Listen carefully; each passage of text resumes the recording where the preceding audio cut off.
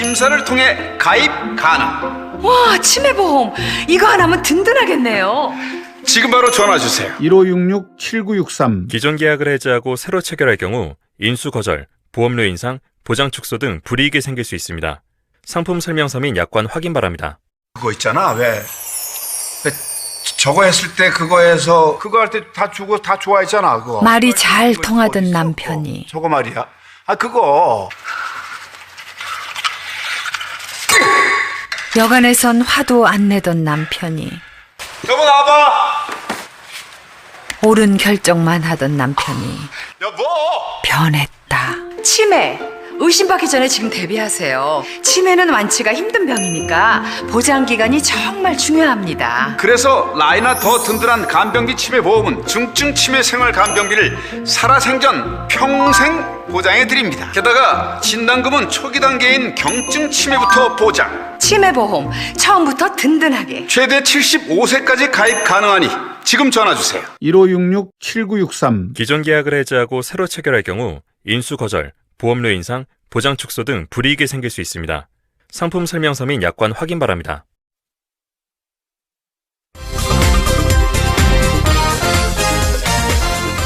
네, 여러분의 저녁 파트너 김종석입니다.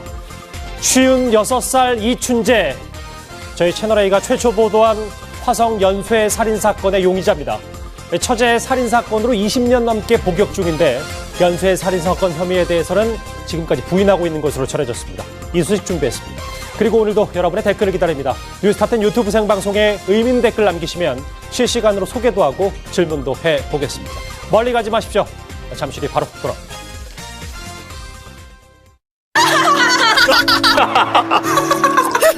호텔스 컴바인 290만 호텔을 한 번에 비교해서 회원 전용 특가에 최저가 보장까지. 대세는 호텔스 컴바인.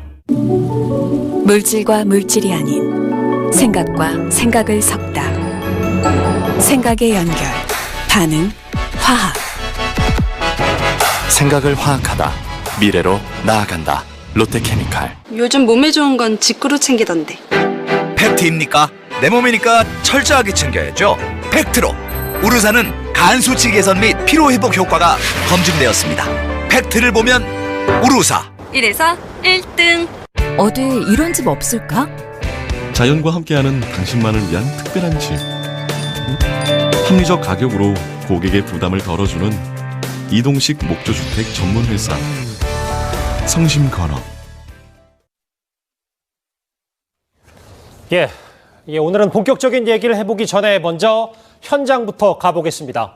33년 만에 찾은 화성 연쇄 살인사건 용의자로 경찰은 부산교도소에 수감 중인 56살 이춘재를 지목했습니다. 현장 취재기자 연결합니다. 신선미 기자, 소식 전해주시죠.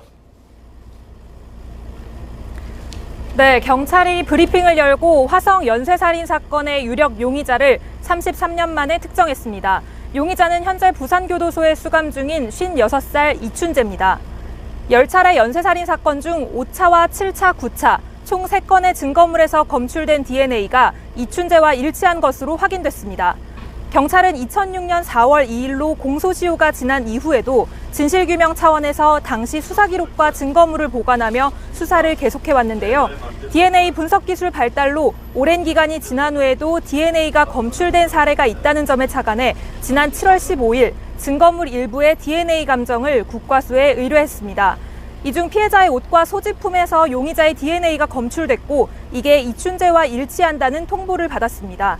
경찰은 어제 오후 이춘재가 수감된 부산교도소를 방문해 첫 조사를 벌였는데요. 이춘재는 혐의를 부인했다고 전했습니다. 경찰은 다른 증거물도 추가로 감정을 의뢰하는 한편 이춘재에 대한 조사를 통해 화성 연쇄살인 사건의 진실을 규명하겠다고 밝혔습니다. 한편 채널A 단독 보도 이후 경찰이 관련 브리핑을 열겠다는 입장을 내놓으면서 일각에선 이번 보도가 보도 시점을 일정 기간 늦추는 엠바고를 파기한 것 아니냐는 주장이 나왔는데요. 이에 대해 경찰은 이 같은 주장은 전혀 사실이 아니라고 밝혔습니다. 지금까지 경기 남부지방경찰청에서 전해드렸습니다.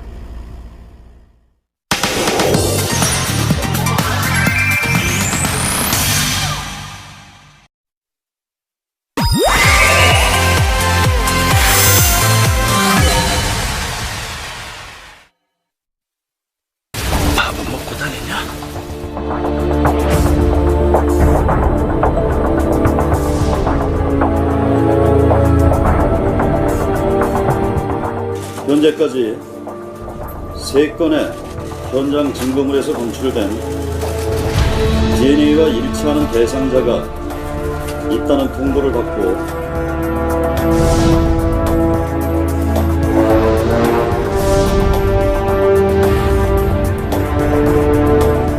이놈은 반드시 사람의 힘으로 안 되더라도 반드시 이건 하늘이 용서치 않을 것이다.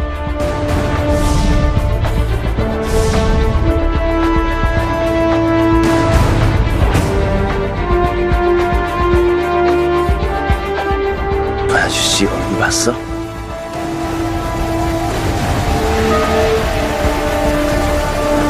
어떻게 생겼어? 그냥 뻔한 얼굴인데? 어떻게? 그냥 평범해요.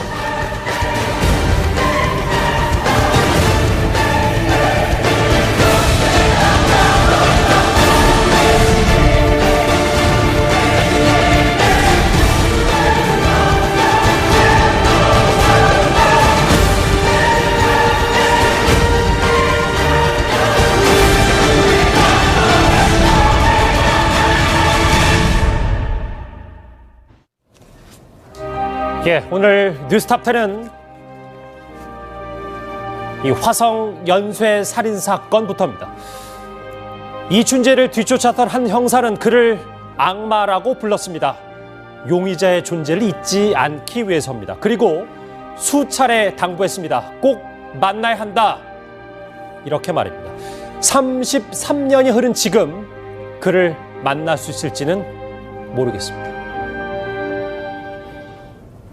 현재까지 3건의 현장 증거물에서 검출된 DNA와 일치하는 대상자가 있다는 통보를 받고 수사 중에 있습니다. 왜 그랬다고? 이놈은 반드시 사람의 힘으로 안 되더라도 자책도 느끼고 많이 스스로 이렇게 참 자괴감도 느끼고 이제 이렇게 그런 일이 많이 있었는데 반드시 이건 하늘이 용서치 않을 것이다. 이렇게까지 얘기했거든. 그래도 정의가 살아있구나. 전 수사팀장이 이제 화성 연쇄살인 사건의 용의자를 만날 수 있을지도 모르겠습니다. 악마라고 불렀다. 담당 형사의 편지로 시작을 했는데요. 먼저 염 소장님, 이제부터 하나하나 짚어볼 텐데 33년 만에 DNA 수사로 그리고 특히 피해자 속옷이 첫 번째 단서가 됐다면서요? 네, 일단은 그 유류품에 대해서 경찰이 증거 보존 조치를 잘 하고 있습니다. 일반적으로 이게 시간이 경과하게 되면 이게 훼손이 되기 때문에 DNA 유전자 샘플이 안 나오는 경우가 많거든요. 예. 근데 경찰 입장에서는 이 화성 연쇄살인 사건 자체를 치욕으로 생각하고 있습니다. 엄청난 경찰 인력을 투입했음에도 불구하고 범인을 검거하지 못했기 때문에 이 부분에 대해서는 강력한 그 증거 보존 조치를 했다는 얘기죠. 이 샘플이 제대로 살아 있었기 때문에 최근에 개발된 시약을 통해서 DNA 유전자가 일치한 것이 밝혀졌다. 이렇게 말씀드릴 수 있습니다. 그러니까 치욕을 다소간 만회할 수 있는 기회가 조금 생긴 거네요. 그렇죠. 그러니까 제가 정확하게 말씀드리면 벌써 30년 지난 경과된 증거물을 유전자가 나올 정도로 보관 조치한다는 것 자체가 과학 수사에 상당한 개가라고 볼 수 있습니다. 다른 나라들 같은 경우는 3, 4년만 지나도 경과가 돼도 DNA 유전자 이런 샘플들이 전혀 안 나오는 경우가 많은데요. 예. 이거는 보관 조치를 과학적으로 했다고 볼 수밖에 없다는 얘기입니다. 자, 모방 범죄를 제외하더라도 최소 8명의 피해자가 희생이 됐습니다. 방금 전에 잠깐 만나보셨던 하승균 전 수사팀장은 당시를 이렇게 기억했습니다. 1차 사건이 났을 때 연락이 왔어요. 화성경찰서 살인사건이 났다고. 좀 더 자신 있고 확실하게 피해자를 압박하기 위해서 범행 수법을 발전시켰다 이렇게 보아지죠. 연쇄란 말이 붙기 시작한 것은 3차부터로 기억이 납니다. 연소영 님도 이제 네. 사건 전문가시니까 네. 어제 용의자가 특정됐다는 소식을 접하시고 제일 먼저 무슨 생각이 드셨습니까? 끝났다는 생각이 들더라고요. 저도 이제 그 전에 다른 타 방송사에서 지금 현재 요 나와 있잖아요. 이 10군데를 제가 다 가봤어요. 아, 잠시만요. 화면 같이 보실까요? 네, 그래서 이게 이 화성 일대에 사건이 벌어졌던 10군데를 염소양님도 다 가보셨다. 네, 다 가봤습니다. 다 가봤는데 그 당시에는 6군데는 전혀 그 과거에 있었던 범행 당시 현장하고 동일했습니다. 6군데. 네, 근데 나머지는 이제 아파트가 들어오고 이제 개발이 됐는데 저도 이때 가서 느낀 게 여기서 피해자들이 얼마나 고통을 느꼈고 무서웠겠냐에 대해서 저도 한참 후배지만 많은 그런 부분들을 느꼈다는 얘기입니다. 근데 제가 범죄학자로서 말씀드리는 것은 이게 우리나라에서 가장 중요한 범죄 사건의 화두였거든요. 예. 이게 해결됐다는 얘기를 듣는 순간에 하 총경님은 우셨다고 말씀을 하시더라고요, 개인적으로요. 그리고 저 같은 경우는 맥이 풀려서 이게 이제 해결된 건가? 이런 의구심을 좀 가지게 됐습니다. 아, 맥이 딱 풀리셨구나. 네. 왜냐하면 이게 우리나라 경찰 역사의 화두인 것처럼 비춰졌던 수사. 왜 그러냐면 사건이기 이게 연쇄살인 100대 사건 안에 들어가 있는, 공식적으로 등재되어 있는 사건이고요. 그다음에 아시아 같은 경우에서는 이게 거의 탑 1에 들어가는 사건입니다. 그러니까 이게 경찰이나 검찰이나 좌우지간 수사관이나 수사기관 입장에서는 이걸 반드시 해결하고 와야 되는데 하승균 총경님은 이 사건에 평생을 매진하신 분이었거든요. 당연히 기쁨을 느끼셨을 거라고 생각이 듭니다. 미치도록 잡고 싶었다. 수사팀장의 편지도 여러분도 잘 아실 텐데요. 자, 첫 번째와 두 번째 사건 사이에 벌어진 미수 사건에서 유일한 생존자는 범인이 20대 후반 남성이라고 밝히기도 했습니다만 이후 범죄는 더 치밀해져 갔습니다. 살인의 추억 좀 되짚어 보겠습니다. 손이 아주 부드럽네. 공장 사무실에서 일한 지는 얼마나 됐어? 그 아저씨 얼굴 봤어?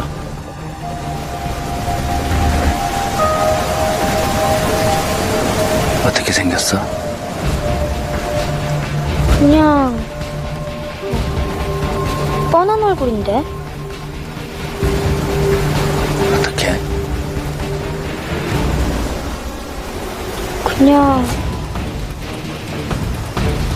평범해요. 콧중백이 이렇게 돼 있고 요게 좀 나와 있고 그 당시 머리 방이 머리 마냥 짧게 깎고 그렇게 하고 눈구녕이 이렇게 아주 그냥 이렇게 찌부러졌어 눈이. 이 코도 이렇게 저기 하고 얼굴도 이렇게 짜부름하면서. 당시 버스 기사의 증언도 함께 봤습니다. 김태현 변호사님. 우리가 영화로도 접하고 워낙 많은 이 시사 프로그램에서 이 화성 연쇄살인 사건을 집중적으로 조명을 했기 때문에 어느 정도는 다 알려진 사실인데 다시 짚어볼게요. 폭행한 뒤 교살, 목을 졸랐고 스타킹 등을 이용해서 두 손을 결박했고 입에 재갈을 물렸고 흉기로 시체를 훼손했다. 이 범행 방식이 똑같아서 사실 수사를 비웃기라도 하듯 계속 이런 게 밝혀졌었잖아요. 근데 이제 저러니까 연쇄살인이라고 얘기를 한 거죠. 만약에 범행 수법이 다 달랐으면 이제 연쇄살인이라고 단정을 짓지 못하잖아요. 왜냐하면 뭐 그때랑 지금의 보도에도 패턴이라는 게 좀 다를 수는 있지만 대부분 우리가 이제 저런 흉측한 사건이 나면 어떤 형태로 범행을 했는지 잘 보도를 안 하지 않습니까? 모방 범죄를 좀 방지하기 위해서. 그런데 저때 80년대 말에 저렇게 동일한 패턴으로 계속 범행이 이루어졌기 때문에 그렇기 때문에 저거는 이제 동일범에 의한 연쇄살인이라고 경찰이 보고 수사를 한 거죠. 그런데 어쨌든 간에 뭐 말씀하신 대로 경찰이 사실은 어느 순간 제 기억에 처음부터 연쇄살인이라고 단정한 건 아니고 어느 중간 시점에서 이건 이제 연쇄살인이다 그렇게 이제 인지를 하고 수사를 했다고 하는데 그 후에도 동일한 패턴의 범행은 반복됐던 거죠. 그러니 이제 수사기관 입장에서 보면 진짜 우리를 비웃기라도 하듯이 연쇄살인이 저질렀다라는 그런 말이 나올 수밖에 없었던 거죠, 당시에. 화면 저하고 같이 보실까요? 이 얼굴 대체적으로 이 몽타주는 정말 많이 보셨을 겁니다. 나이, 얼굴, 신장도 이렇게 좀 나와 있는데 염소양님 지금 56살 이춘재로 특정이 됐잖아요. 지목이 됐는데 근데 지금 알려지기로는 당시에는 B형이다. 이것도 잘 알려진 사실인데 B형이었는데 지금 이춘재 혈액형 O형이다. 이걸 어떻게 봐야 됩니까? 그러니까 당시에 저희가 소위 말하는 범죄의 그릇된 신화라는 표현 전문 용어가 있는데요. 그 당시에는 그 B형을 가진 사람들이 폭력 범죄자가 많다는 잘못된 낭설이 일부 범죄학계에서 실제 돌았었습니다. 그러니까 이게 지금 강력 범죄가 되다 보니까 그 당시에 이 출처는 현재 밝혀지지 않았습니다. 그러니까 경찰에서 B형이라고 밝힌 부분도 없고요. 기사에 자꾸 B형이라고 나갔는데 당시에는 이제 B형이 폭력성이 강하다는 일종의 혈액형의 어떤 맹신주의가 있어서 B형으로 이렇게 와전되지 않았나 이렇게 보여집니다. 그러면 그때 당시의 선입견 때문에 조금 더 빨리 잡을 수 있는 기회를 놓쳤다. 뭐 이렇게 볼 수도 엄청나게 큽니다. 있는 예를 거예요. 들어서 O형이라고 만약에 특정이 됐다면 당시에 용의선상에 올라간 거의 화성 지역의 모든 성인 남성은 다 조사를 받았거든요. 그러면 이것만 하더라도 기본적으로 어느 정도 범주를 좀 좁힐 수가 있는데 이걸 B형으로 해놓으면 아예 O형 자체로는 접근을 안 했을 거란 얘기입니다. 이게 좀 조심했어야 되는 부분이죠. 당시에 그런 사연도 있었군요. 이 혈액형 말고도 몽타주만으로도 범인을 잡을 수는 없었습니다. 증거가 있었어도 당시 정말 열악한 수사 기법으로 범인을 밝혀내기에는 참 역부족했었습니다. 야, 아직 줄도 안 치고 뭐하냐? 아이, 뭐 감식반도 안 오고 완전 지금 현장 보증 개판이야 지금. 그 사진을 그 찍으라고 할 때 찍어야지. 그 참. 아, 경계! 아이, 경계 들어가! 저리! 에이! 그만! 경계! 에이! 이거 왜 소리가 소리? 빨리 이거 봐. 왜 그래?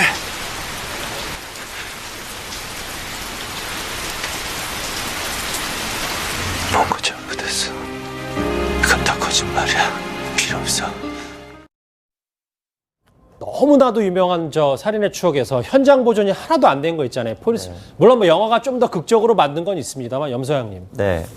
당시에 뭐 담배꽁초, 목장갑 다 두고 떠났는데 그때 그 증거로도 이 연쇄살인범을 잡기가 정말 힘들었던 겁니까? 왜 그러냐면 그 DNA 분석 기법이 요즘에 영화나 드라마 보시면 흔한 걸로 생각되실 수 있지만 당시엔 거의 초기 모델이었고요. 우리나라에서는 DNA 분석 기법 자체가 존재하지 않았습니다. 따라서 당시에 여러 유류품이 있는 것들을 전부 다 일본에 있는 감시기관에 보내서 이걸 확인을 했어야 됐다는 얘기죠. 문제는 일본도 당시에 초기 모델이었기 때문에 DNA 분석을 가지고 용의자하고 일치선상에 있는 부분을 확인하기 되게 어려웠었다는 얘기입니다. 예. 더 큰 문제는 일본에서 이 시료 샘플을 또 훼손을 시켜가지고요. 추가적인 조사가 어려웠던 부분도 있었습니다. 아, 당시에 일본에서 증거가 좀 오염이 됐었습니다. 네. 처음에 한 3차례 정도는 분석을 했는데 여기서도 이제 보관 조치하는 기술이 부족해가지고 계속적으로 가지고 있을 수 없었다는 얘기죠.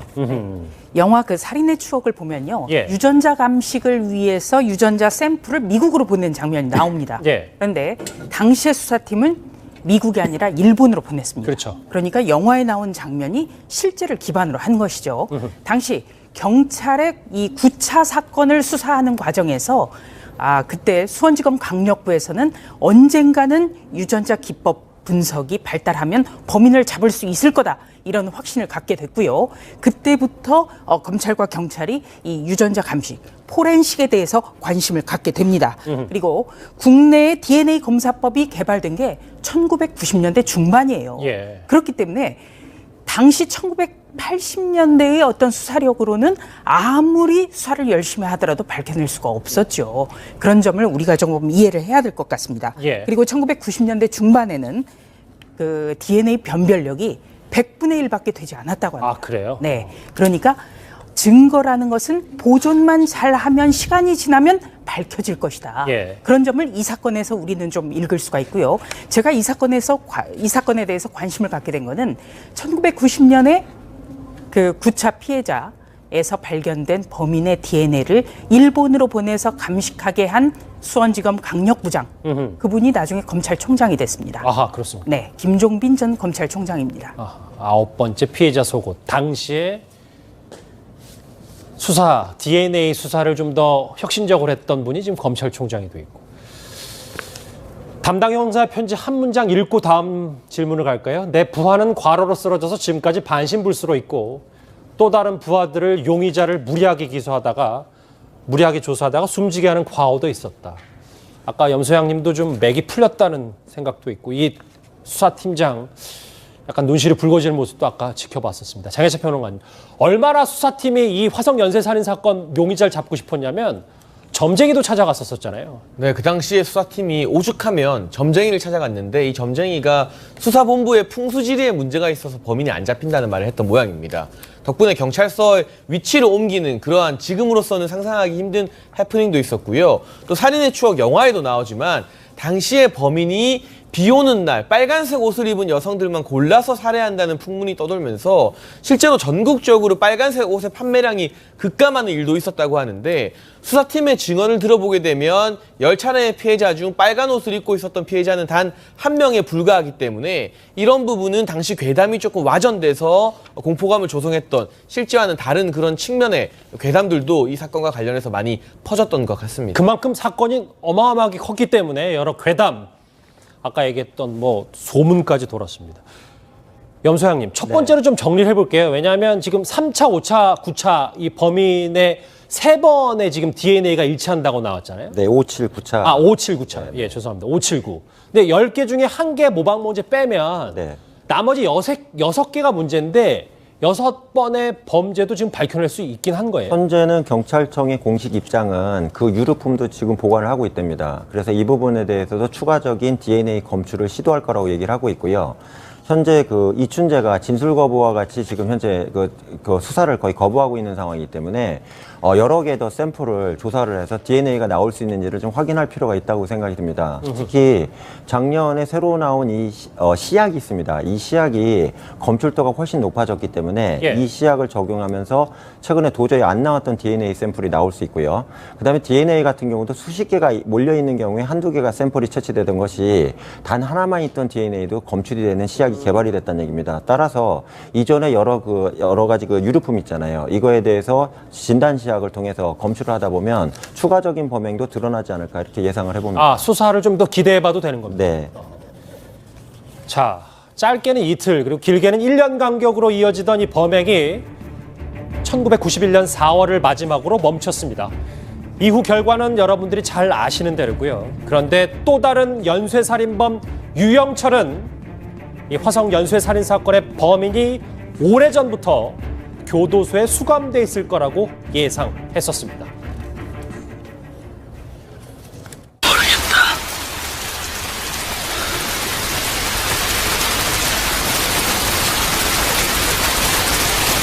밥은 먹고 다니냐?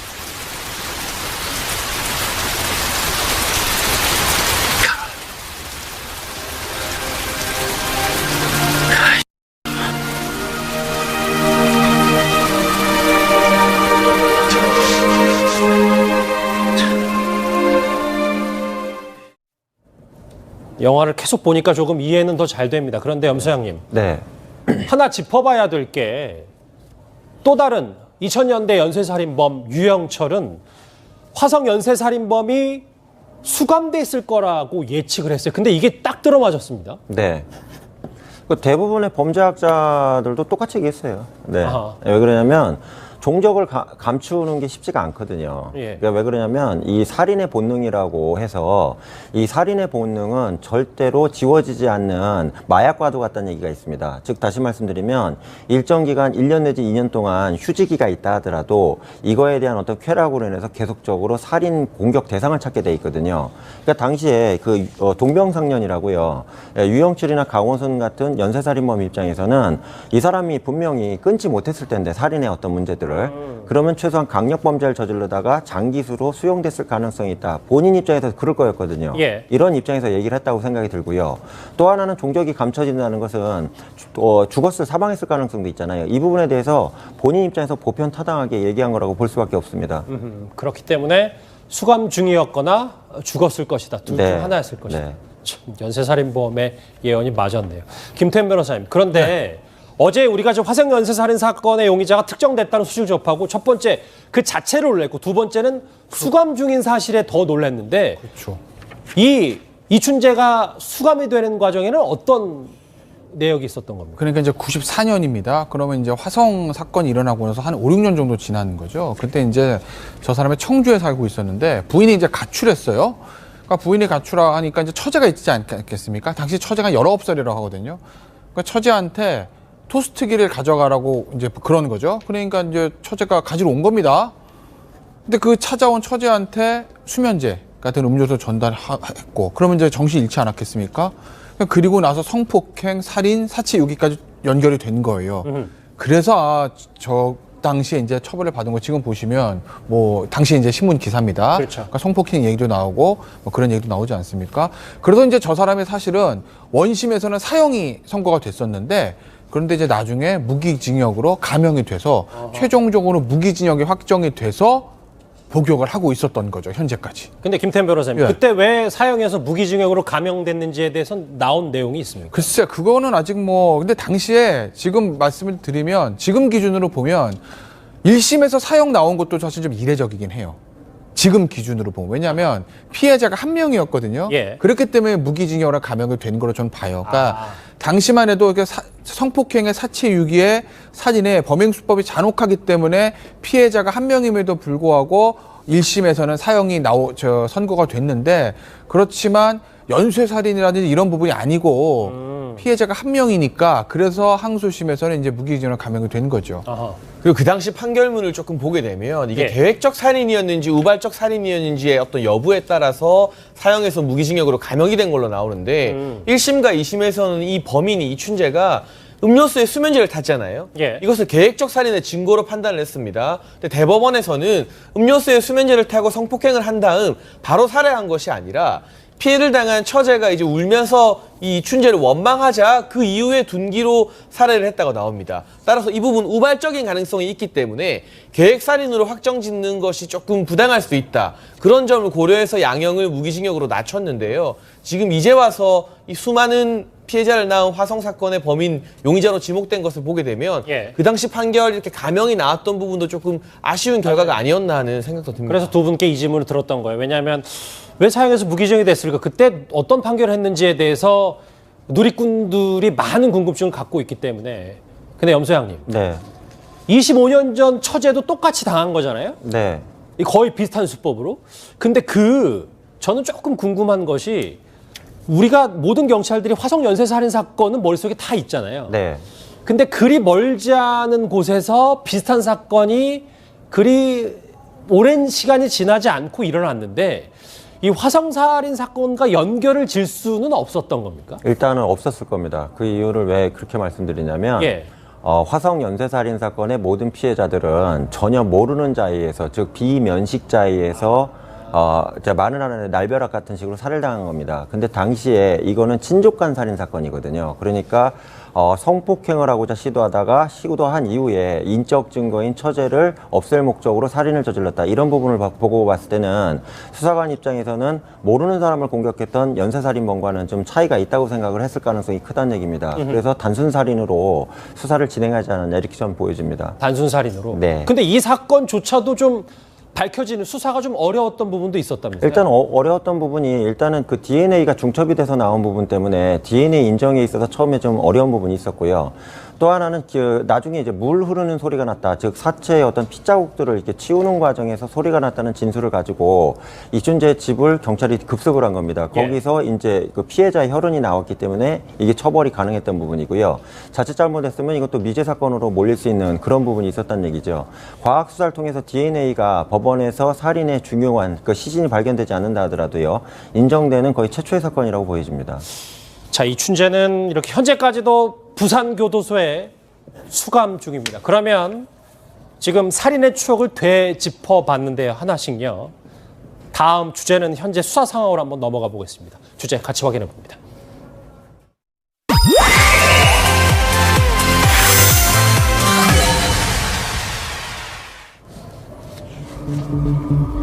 자, 그런데 누구도요, 이 이춘재가 흉악범죄 용의자라고는 생각하지 못했습니다. 왜냐하면 교도소에 그의 이름은 바로 1급 모범수였기 때문입니다. 이 얘기 잠시 뒤에 할 텐데 먼저 염소장님, 네. 지금 경찰이 오늘 아침에 브리핑으로 밝히기로는 본인이 살인 안 했다라고 부인하는 것 같더라고요. 네, 지금 현재 계속 강력하게 부인 중입니다. 그러니까 경찰도 이제 허탕을 친 거죠. 조사하러 갔는데 제가 하나 참고로 말씀드리면 교도소에 수용돼 있는 사람을 경찰이 수사할 때는 일반적인 구속 상태의 수사라는 것보다 몇 배 힘듭니다.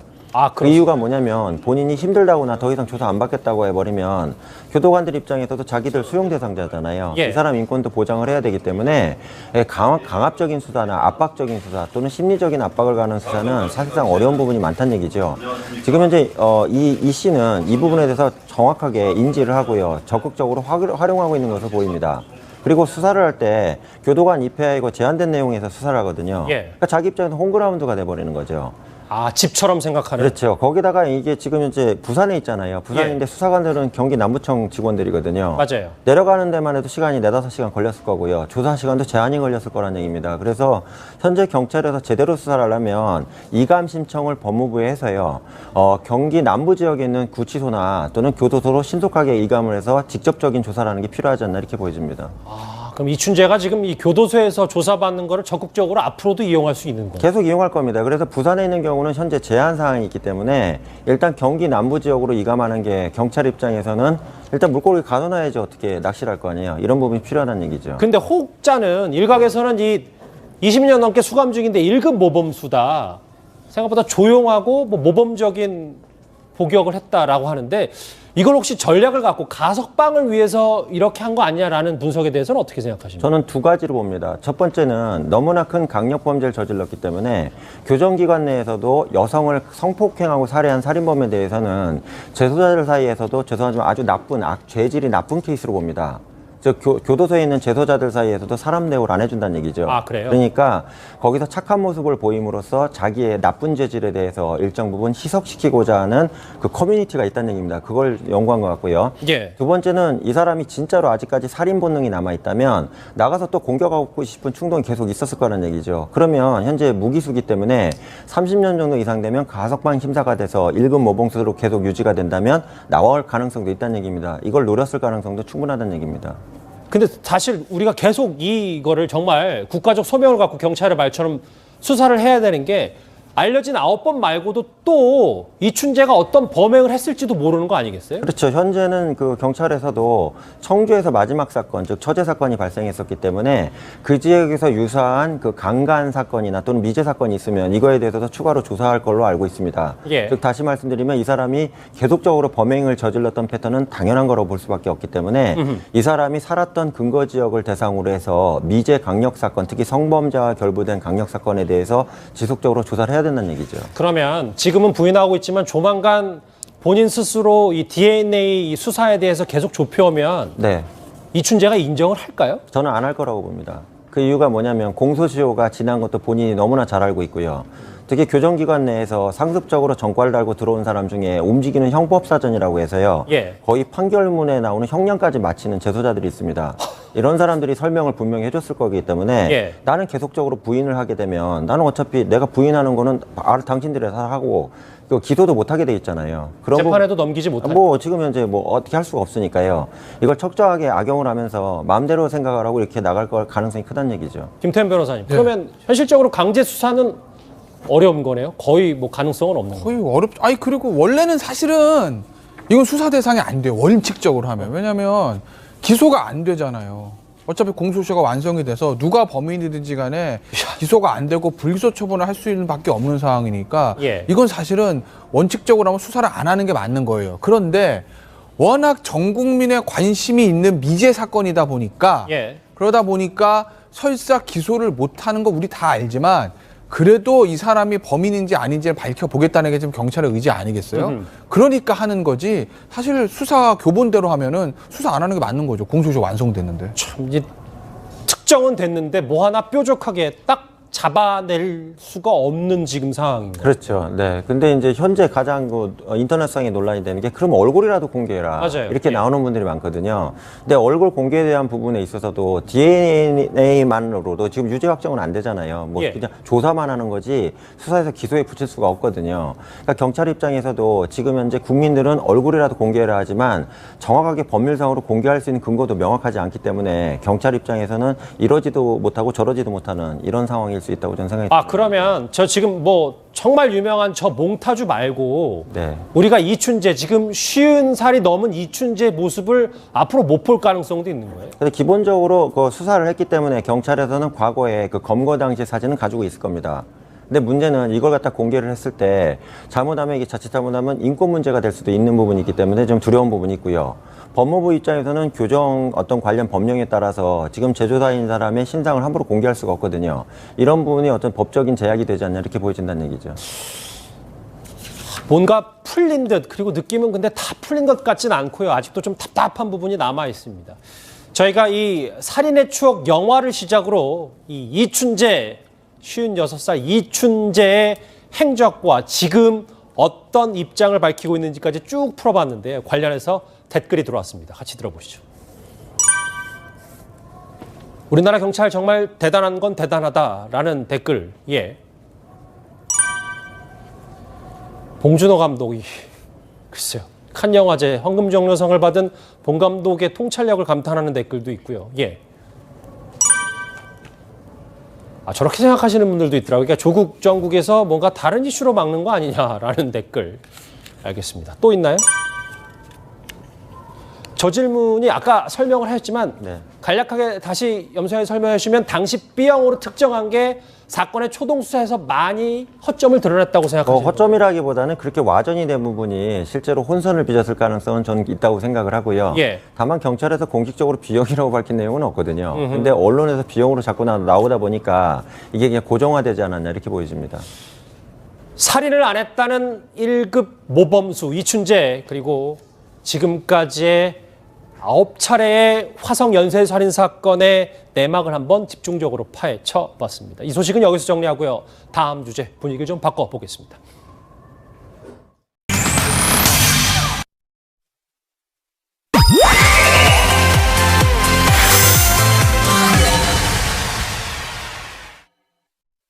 너와 나 연결고리 이건 우리 아는 소리 너와 나 연결고리. 자, 그다음 사진 좀 보시죠. 저 옆에 있는 사람 누굽니까?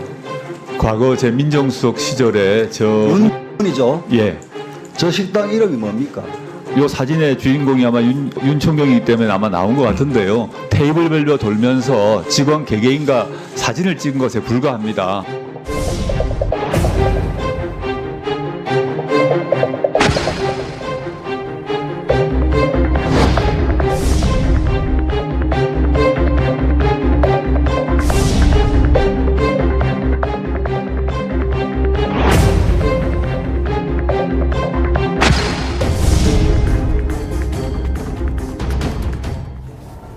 예, 오늘 조국 이슈 새롭게 불거진 이 얘기부터 시작합니다. 검찰의 수사의 칼날이 조국 장관이 몸담았던 민정수석실을 향하고 있습니다. 검찰이 펀드 운영사와 관련 있는 건 아니냐는 의혹이 제기된 이 큐브스의 전 대표 정모 씨에게 구속영장을 청구합니다. 이제 민정수석실로 좀 들어가 볼게요. 김태현 변호사님. 구속영장 청구. 큐브스의 전 대표 어떤 의미가 있는 겁니까? 그러니까 이제 사실 이거는 어떻게 보면은 이 조국 장관 사건의 직계는 아니고 반계라고 보시면 돼요. 그러니까 조국 장관 사건은 중앙지검 특수 2부가 주축이 돼서 특수 3부까지 투입돼서 하는 거거든요. 근데 이거는 특수부 사건이 아니고 형사부 사건이에요. 지금 보시면 이제 큐브스라는 곳이 예전에 이제 에서 전 대표였는데 이 사람이 업무상 횡령하고 자본시장법 위반 혐의로 좀 구속영장을 청구가 된 겁니다. 그러면 이제 이 사람의 개인 범행 비리로 끝나는 건데 이게 왜 지금 조국 장관 사건이 연결이 되느냐 봤더니 그랬더니 보니까 이 윤총경이라고 예전에 이제 버닝썬 사건 때 나왔던 사람 있잖아요. 기억나죠? 예. 그 사람도 큐브스에다 투자를 한 것이 있고 그 WFM이라는 이 조국 장관 사건에 등장하는 이 WFM이라는 회사도 큐브스에 투자를 했었고 그리고 WFM의 지금 대표이사가 예전에 큐브스에 있던 사람이라는 거예요. 그러니까 큐브스가 이 WFM과 연관이 있는 회사고 윤총경과도 연관이 있는 회사인데 지금 일각에서는 앞서 그 봤던 사진 있지 않습니까? 윤총경하고 이제 조국 장관이 찍었던 사진. 그 사진을 찍어준 게 지금 구속영장 청구된 저 정씨 아니냐라는 의혹을 제기하는 사람들도 있어요. 그런 의혹들도 일부 언론에서 보도가 됐고요. 그래서 제가 이 큐브스의 정씨 사건이 조국 장관 사건의 직계는 아닌데 반계다 이렇게 표현을 한 거죠. 근데 왜냐하면 뭐 반계이긴 하나 민정수석실로 좀 좁혀가는 게 왜 의미가 있는지 봤더니 조수임 부장. 네. 그러니까 윤총경이 지금 구속된 정 전 대표를 오촌 조카에게 소개시켰다라는 의미가 그러면 이 펀드의 정보가 어디서 새가 났느냐라는 라는 부분도 좀 연관지을 수 있지 않을까요? 자, 우선요. 예. 이 조국 장관의 펀드 수사는 서울중앙지검 특수부에서 하고 있습니다. 그런데 이 큐브스에 대한 수사는 서울중앙지검 형사 3부에서 하고 있습니다. 그러면 특수부하고 형사부하고 완전히 별개의 사건을 수사하는데 예. 그런데 우리가 왜 큐브스 사건에 대해서 관심을 갖느냐? 바로 형사 3부라는 다른 곳에서 하고 있는 큐브스 수사가 바로 조국 장관과 조국 장관이 민정수석실에서 있었던 민정수석실과 관련된 사람들이 함께 연루가 돼 있기 때문에 우리가 관심을 갖는 거죠. 예. 자, 우선 이 코링크 PE, 코링크라는 사모펀드는 사실상 정경심 교수, 조국 장관 부인이 처음부터 만들고 운용했다라는 의혹이 지금까지 나왔어요. 예. 그런데 이 코링크 PE가 처음에 투자했던 2차 전지 업체가 WFM입니다. 그렇죠. 그리고 이 WFM을 통해서 2014년에 8억 원을 투자한 회사가 큐브스예요. 예. 그러니까 전부 다 어떻게 보면은 조국 장관의 가족과 관련돼 있는 흐름이라는 거죠. 이 흐름이요. 이 흐름. 그렇습니다. 예. 그리고 또 한 가지는 이 큐브스에 2015년에 5천만 원을 투자했다가 당시에 문제가 돼서 내사를 받은 사람 바로 윤모 총경. 그렇죠. 버닝썬에서는 경찰총장이라고도 불렸고 또 조국 장관이 민정수석 시절에 민정수석실의 행정관으로도 일한 사람. 그리고 윤 총경과 조국 장관이 회식 때 사진을 함께 찍은 것이 조국 장관의 청문회에 등장했는데 이 사진을 찍어준 사람이 또 큐브스의 전 대표다. 이런 보도까지 나왔거든요. 그러니까 한마디로 말해서 서울중앙지검 특수부와 서울중앙지검 형사 3부가 달리 수사를 하고 있는데 이 그림을 전부 보면 조국 장관의 일가와 관련이 있다. 이렇게 정리할 수 있겠습니다. 알겠습니다. 자, 이번에 검찰이 주목한 건 제 옆에 보이는 단 한 장의 사진입니다. 이 주제로도 짚은 효자동 민정수석실 회식 자리인데요. 찍어준 사람, 찍힌 사람 다 주목해봐야 합니다. 자, 그다음 사진 좀 보시죠. 저 옆에 있는 사람 누굽니까? 과거 제 민정수석 시절에 이죠. 예. 저 식당 이름이 뭡니까? 청와대 근처에 있는 모 식당입니다. 저희 전체 회식이 있던 날입니다. 네? 이 사진 누가 찍었습니까? 저희 직원들 중에 한 명이 찍었을 거라고 생각합니다. 그 당시 올 조금 전에는 70명 정도 왔다고 했다가 올 수 있는 사람들이 와서 마치 이 사람과 제가 둘이서 무슨 밀담을 한 것 같으면 그게 아닙니다. 이 사진의 주인공이 아마 윤 총경이기 때문에 아마 나온 것 같은데요. 제가 이때 찍은 사진이 아마 수십 장이 아마 있을 것입니다. 이 사진, 다시 지금 회자되고 있는 이 사진, 장혜철 평론가님, 이 사진이 지금 구속된 정 전 대표가 찍은 건 아니냐.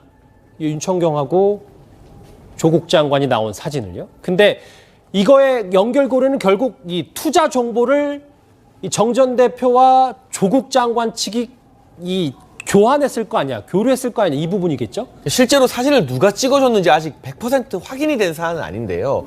저 사진을 찍어준 사람이 만약 큐브스의 전 대표 정모 씨가 맞다면 우선적으로는 청와대 민정수석실에서 회식을 하는데 왜 외부인이 그 자리에 참석을 해서 민정수석, 당시 민정수석의 사진까지 찍어줄 수 있을 정도의 밀접한 관계였을까? 그런 부분에 대해서 많은 의혹이 새롭게 생길 수밖에 없고 그 자리에 있었던 게 사실이라면 큐브스 출신이 WFM이라는 이 정경심 교수에게 자문료를 주고 코링크 펀드가 투자한 2차 전지회사의 대표였지 않습니까? 이런 것들이 다 맞물려 있기 때문에 큐브스의 정 전 대표가 조국 장관 측에게 투자와 관련된 정보를 줬을 수도 있고요. 반대로 또 하나 이 윤 총경이나 조국 장관 측 당시의 민정수석실에서 여러 가지 정부의 사업이나 앞으로의 투자 방향에 대해서 큐브스 쪽에 또 다른 정보를 서로 교환했을 가능성도 있는 부분이기 때문에 예. 이것이 과연 이 공직자윤리법에 어긋나는 부분은 없는지 또는 자본시장법 위반은 아닌지에 대해서 검찰이 수사망을 좁혀가고 있는 상황으로 보입니다. 그러니까 쉽게 말해서요.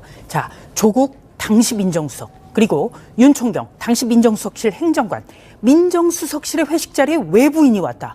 그것만으로도 굉장히 이건 놀라운 일이에요. 그런데 그 외부인이 이 두 사람 쪽과 돈 관계가 돈 거래 흐름이 있었다. 투자 정보 교환. 그렇습니다. 있으면. 그러니까 돈 거래가 있었다는 것은 바로 투자 정보가 흘러가지 않았겠느냐도 방증하는 거죠. 그렇다면 이런 어떤 권력형 비리 의혹으로 미칠 가능성이 있기 때문에 사진을 누가 찍었는지, 그리고 당시에 큐브스 전 대표가 이 자리에 참석했는지가 굉장히 중요한 겁니다. 자, 만약 사진을 촬영한 사람이 큐브스 전 대표, 구속영장이 청구된 정모 씨가 맞다면 상황이 좀 복잡해질 수도 있다는 얘기가 나옵니다. 제가 전혀 관여한 적 없습니다. 제 처가 블라인드 펀드이기 때문에 저 블루코가 어디에 투자하는지 그 자체를 알 수가 없는 구조인 것입니다. 제가 그때 물론 그 불찰입니다만은 제 처가 펀드 들어간다 생각하고 여러 펀드 이름 중에 하나라고 생각하고 제가 이게 지금 말하는 사모펀드인지 뭔지 자체를 몰랐습니다. 배종순 소장님, 네. 이 조국 장관 측은 아니 뭐 사진 뭐 외부인이 와서 찍을 수도 있고 이 사진 하나로 너무 의미를 확대하는 거 해석하는 거 아니냐라는 그렇죠. 얘기를 하고 있습니다. 네. 그런데 우리가 저렇게 설명을 할 때 여론조사 전문가이기 때문에 합리적 의심이라는 표현을 저는 거의 사용을 안 하는데 잘 이해가 되지 않는 것이 왜 그러면 추석 이후의 민심도 검찰 수사에 힘이 실려 있을까? 그 이야기는 그냥 국민들은 알려진 정보 가지고만 판단을 하잖아요. 근데 우리가 이 부분에 있어서 조국 이 장관이 기자 간담회도 했었고 또 인사청문회도 했습니다. 근데 이걸 보자고요. 근데 민정수석이었고 그다음에 또 하나는 민정수석이라고 하는 자리가 공직기관에 아주 민감한 자리거든요. 그렇죠? 예. 또 하나는 이제 감찰 기능도 있습니다. 그렇다면 적어도 모르는 거를 떠나서 물어볼 수가 있는 것이죠. 왜냐하면 2017년 5월 이후에 민정수석으로 임명되고 난 이후에 현 정부에서 아주 중요한 위치에 있는 조국 전 민정수석이 여러 가지 이 유혹들이 분명히 있었을 겁니다. 그럴 개연성이 있는 거죠. 그렇다면은 자문비를 받아서 WFM으로 받을 수도 있다라고 하는 것, 그런 부분에 대해서 단순히 모르는 걸 넘어서서 우리 국민들이 생각할 수 있는 합리적인 의심은 그걸 물어보고 만약에 그런 정황이 있을 경우에 그것은 사전 차단해야 된다. 왜냐하면 이건 돈의 흐름은 굉장히 심각한 문제이기 때문에 더군다나 이것이 버닝썬과 관련됐던 이 대표가 큐브스의 관련자가 큐브스에 있고 이것이 WFM 코링크까지 연결된다면 이런 부분에 대해서 오히려 합리적인 의심을 가지고 어떤 일이 없었더라도 확실히 오히려 이런 게 있지 않을까 하고 좀 사전적으로 살펴봤어야 되는데 왜 안 했을까 하는 의문을 가지게 되는 거죠. 알겠습니다. 효자동 회식 말고도 검찰은 이 날카로운 칼을 또 하나 빼들었습니다. 여의도 이 저승사자로 불리는 서울 남부지검의 증권범죄합동수사단 소속 검사를 조국 수사팀에 투입한 겁니다. 아내님께서 윤석열 검찰이 불출했다 이런 얘기 했다는 얘기도 있는데 그거는 어떤 건지 안 물어보셨어요? 그 자택에서 이제 하드디스크 교체했다고 하는데 제목 그대로예요. 여의도 저승사자가 조국 수사팀에 합류했다는데 어떤 면면이 있길래 여기서 저승사자로 불리는 거예요? 증권범죄 합수단이라는 게 뭐냐면 원래는 예전에 주가 조작 범죄를 어디서 했냐면 저 서울중앙지검의 금조부에 있었어요. 금융조세조사라고. 근데 이제 박근혜 전 대통령 당시에 박근혜 전 대통령이 이거 주가 조작이라는 증권 관련 범죄들은 정말 서민들한테 엄청난 피해를 주는 거니까 이거 엄벌해야 된다. 그래서 증권범죄 합수단을 만들었어요. 이거 어디다 만들었냐면 남부지검에 만들었습니다. 왜냐하면 남부지검은 여의도 관할이거든요. 여의도에 한국거래소 있고 사실은 증권회사들 많이 있지 않습니까? 그렇죠? 그래서 남부지검을 만든 거예요. 서울중앙지검 금조부, 그다음에 공정거래조사부를 이제 합쳐가지고 남부지검을 만든 겁니다. 거기서 굉장히 많은 주가 조작 사건들을 그 이후에 조사를 해왔죠. 그리고 정권이 바뀌었지만 문재인 대통령도 야 이거 주가 조작 범죄 엄벌해야 되는 얘기를 제가 한 걸로 알고 있어요. 그래서 지금 남부지검에 있는 증권범죄 합수단이 굉장히 규모도 크고 파워가 막강합니다. 근데 거기에 있는 이제 그 검사 한 사람을 중앙지검 특수부로 파견했다는 얘기는 뭘 의미하느냐? 이건 증권범죄, 즉 주가 조작 쪽을 들여다보겠다는 거예요. 예전에도 한번 말씀을 드렸지만 이 코링크 P에 있는 그 WFM과 관련돼서 미공개 정보 이용이라든지 부정거래 같은 어떤 그런 부분에 대한 의혹 보도들이 사실 이 사건 초기에 좀 있었거든요. 그리고 이 구속영장이 발부가 됐던 오촌 조카 조모 씨의 영장 피의 사실에도 자본시장법 위반이 있습니다. 그럼 결국 이 부정거래 이 부분을 들여다봐야 되기 때문에 거기에 전문가인 남부지검에 있는 합수단 소속 검사를 중앙특수부로 파견한 거죠. 가족펀드를 제대로 좀 파헤쳐보겠다는 의미일 텐데 첫 번째 1차 정리를 해보면 결국은 이걸 겁니다. 정경심 이 교수를 넘어서 조국 장관까지 검찰이 기소할 수 있는가 하는 부분일 겁니다. 윤석열 총장 참으로 좀 고민이 깊을 것 같은데요.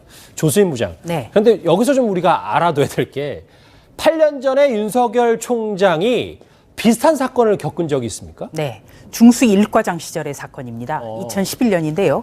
당시 중수 1과에서는 김종창 전 금융감독원장의 공직자윤리법 위반 혐의 이 부분을 수사해서 기소를 했습니다. 그런데 대법원 무죄 판결이 났어요.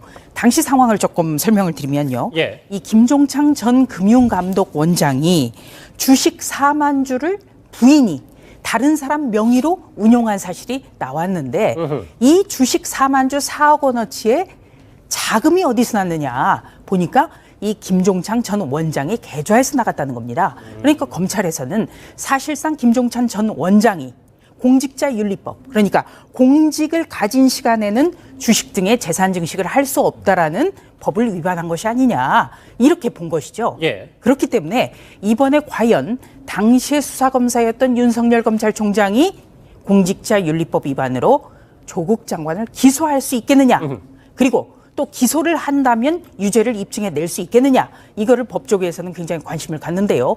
김종창 전 금융감독원장과 조국 장관의 차이가 있죠. 뭡니까? 조국 장관은 바로 이런 어떤 그 공직자윤리법 위반을 전부 다 관리 감독하는 민정수석에 위치해 있었다는 점입니다. 그렇기 때문에 당시와는 굉장히 다르다. 그리고 단순하게 김종찬 전 원장 같은 경우에는 그러니까 돈을 부인에게 증여를 해서 그 부인이 그걸로 주식 거래를 했기 때문에 그 주식 거래는 남편이 대신한 거라고 볼 수 없다라는 게 대법원 판결이었거든요. 그런데 이번에는요? 그런데 현재는 사모펀드의 운용이 점점 더 조국 장관 부인이 처음서부터 만들고 운용을 했고, 그리고 조국 장관도 알았을 것이라는 정황이 나오고 있다는 점, 이게 상당히 다른 것이죠. 그래서 기소 가능성이 높다. 기소 가능성이 있다. 이렇게 볼 수 있겠습니다. 알겠습니다.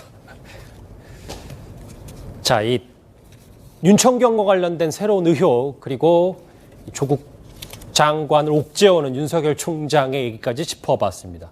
다음 주제 새로운 의혹 하나 더 있습니다. 다음 주제 바로 확인합니다.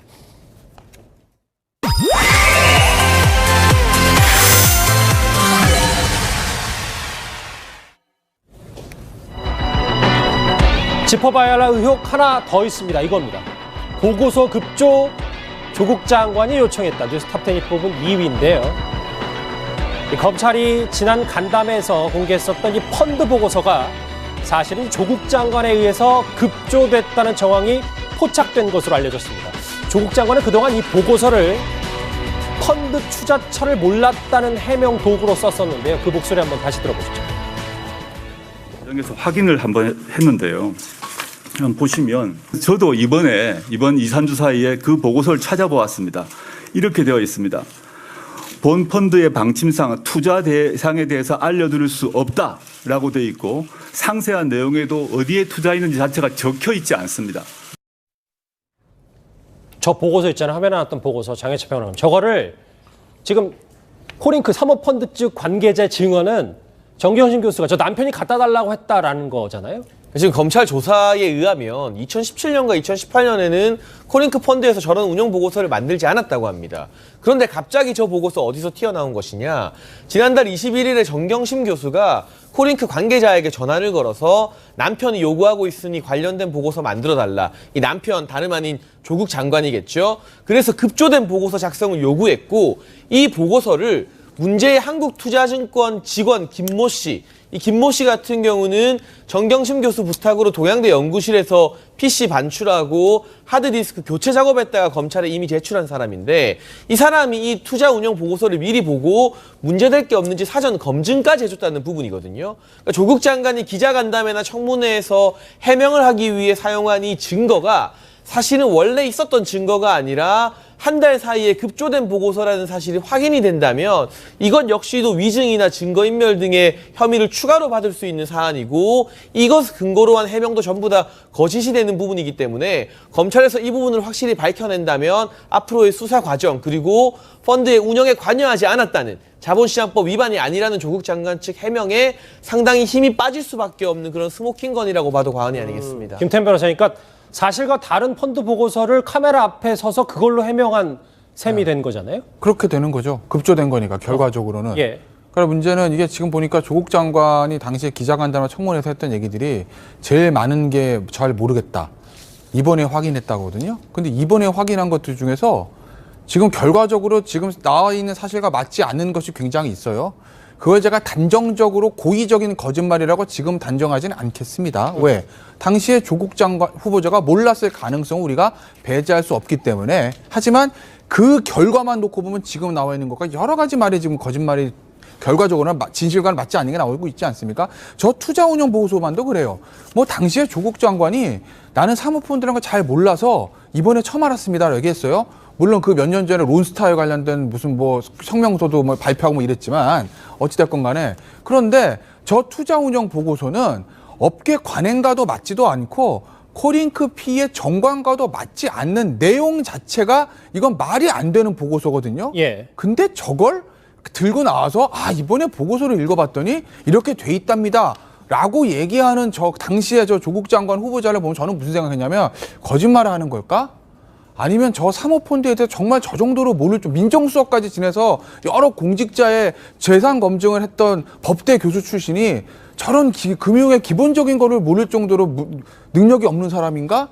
아니면 거짓말하는 건가? 당시에 그 장면을 보면서 제가 그렇게 혼자 생각했던 기억이 나는데 글쎄요, 뭘까요? 두 개 중에 하나는 확실하거든요. 그러니까 저는 거기에 의문이 드는 거죠. 그런데 지금 정경심 교수의 어떤 말, 물론 정경심 교수를 직접 조사한 게 아니기 때문에 저 말도 나중에 뭐 기소 단계에서 확인해봐야 되겠지만 어찌됐든 간에 지금 언론 보도를 종합을 해보면 조국 교수도 모든 상황을 알고 저 보고서의 급조에 가담한 것 아니냐라는 이런 의심이 들게 하는 정황들이 지금 보도는 되고 있습니다.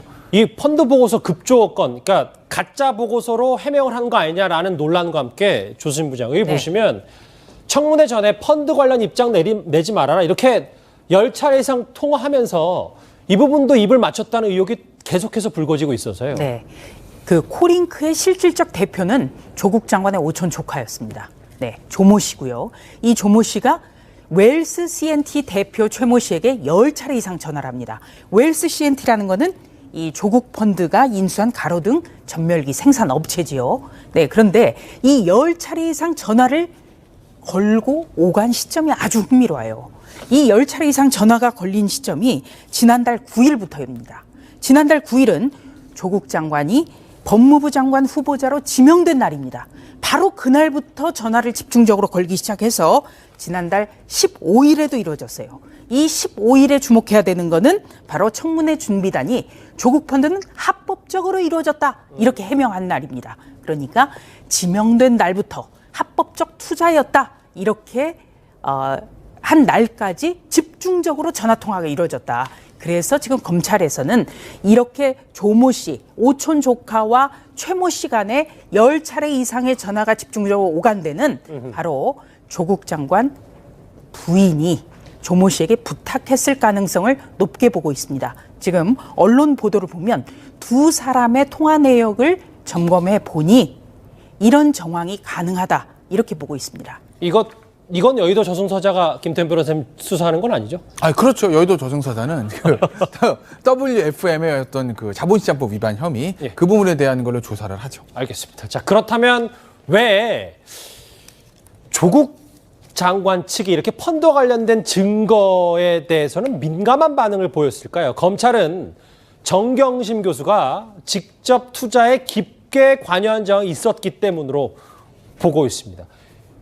장혜찬 평론가님, 또 다른 얘기가 계속 나오고 있어요. 이거 좀 같이 이제 봐야 될 부분도 시청자분들 잘 따라오셔야 돼요. 왜냐하면 이 펀드 관련해서 3년 전 계약서에 정경심 교수의 인감이 있었다는 거예요. 네, 정경심 교수가 주식 청약을 한 건데 5억 원을 투자해서 신주 500주를 발행받기로 했다. 여기에 정경심 교수 인감 도장도 찍혀 있다고 하거든요. 근데 우리가 상식적으로 인감 도장 아무데나 반출하고 찍지 않잖아요. 매우 중요한 거래에만 쓰는데 실질적으로 정경심 교수가 5억 원을 투자해서 이 코링크 펀드 설립 초기에 이 주식을 보유할 생각이 있었는데 결과적으로는 이 5억 원을 통해서 주식을 인수하지 않습니다. 그런데 공교롭게도 5억이라는 금액을 조국 장관의 오촌 조카 쪽에 빌려줘요.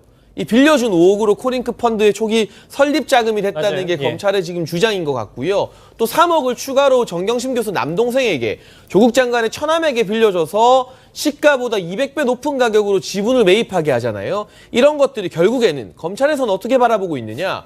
원래 정경심 교수가 초기부터 이 조국 장관 오촌 조카와 함께 코링크 설립과 운영에 깊이 관여가 돼 있었는데 이제 남편의 어떤 민정수석이 될 수도 있고 이때는 물론 정권 교체 이전이었습니다만 본인이 직접 개입하게 됐을 때 조국 장관에게도 여러 가지 의혹이 따라붙을 수 있으니 오촌 조카라던가 또는 남동생을 내세워서 대리로 차명으로 코링크 펀드를 설립하게 하고 운용하게 하고 실질적으로 지분을 매입해서 지배권을 가졌던 것이 아니냐. 그런 부분에 방점을 맞춰서 검찰 수사가 진행되고 있습니다.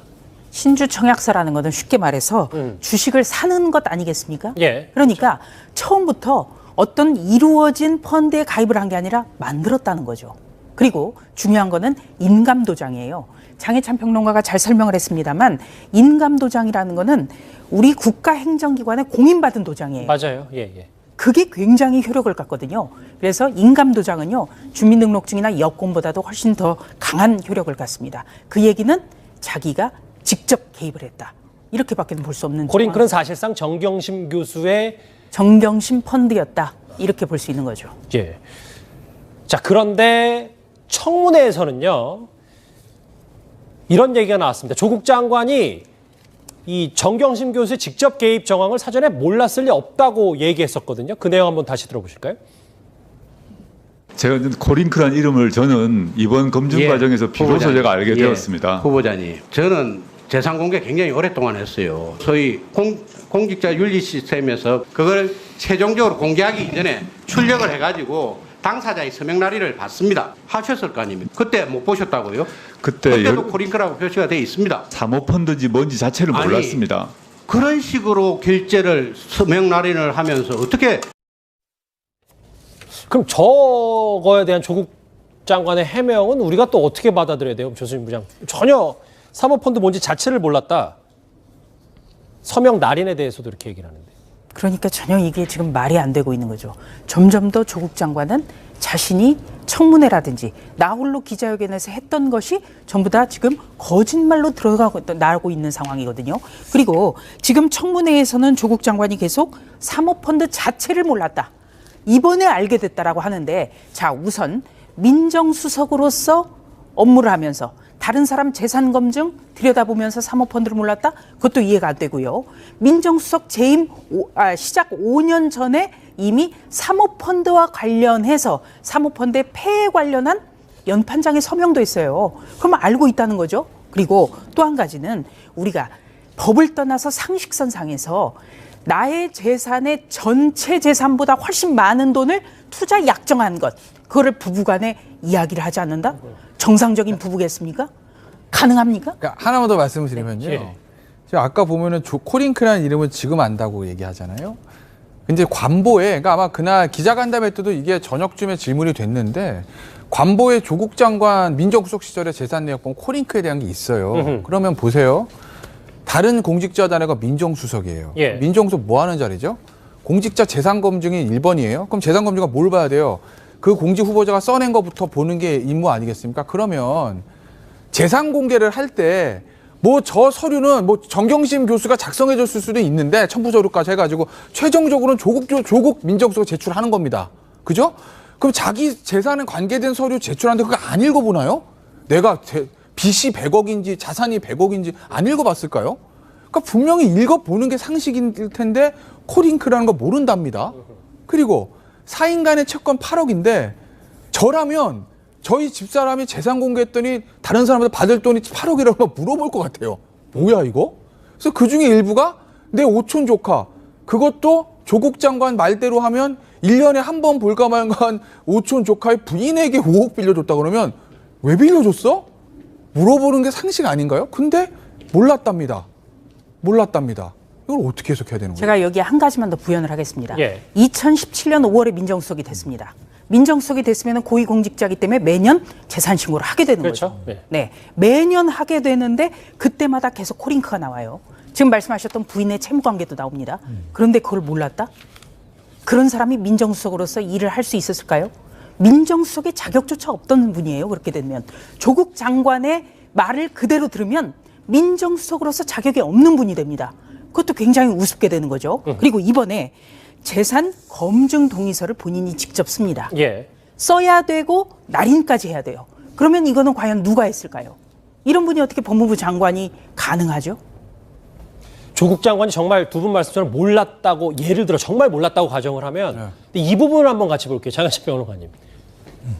조국 장관의 처남, 그러니까 정경심 교수 동생이 명의 빌려주고 매달 800만 원씩 받았습니다. 그 코링크 펀드로부터 800만 원씩 자문료를 받았다는 건데, 일반적으로 이 펀드 규모를 생각해 봤을 때 월에 800만 원의 자문료, 업계에서는 굉장히 이례적인 일이라고 평가를 하고 있습니다. 여러 가지 가능성이 대두되고 있는데요. 기본적으로 이 정모 씨가 코링크 펀드의 지분을 인수할 때 시가보다 200배 높은 가격을 지불했거든요.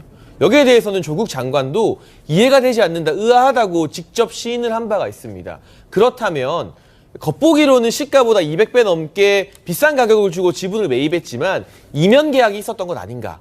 그렇게 지분을 매입하는 대신 코링크 펀드에서 매달 800만 원씩을 주면서 그 손해를 메꿔주는 이면 계약이 있었던 것이 아닌가 검찰이 들여다보고 있는 상황이고, 또 이 정모 씨가 800만 원을 받는 과정에서 누나인 정경심 교수의 입김이 작용하진 않았던가. 왜냐하면 정경심 교수는 코링크 펀드 운영에 지금 깊이 관여했다는 의혹을 받고 있지 않습니까? 그러니까 본인이 WFM에서 지금 200만 원씩 1,400만 원 자문료 받은 게 문제가 아니라, 그것도 또 하나의 사안이지만 남동생이 매달 800만 원씩 받게 하는데 여기에 정경심 교수의 개입이나 승인 내지는 인지 여부가 개입이 되어 있었다면 그야말로 코링크 펀드의 소유부터 운영까지를 정경심 교수가 다 했다고 볼 수밖에 없는 부분이거든요.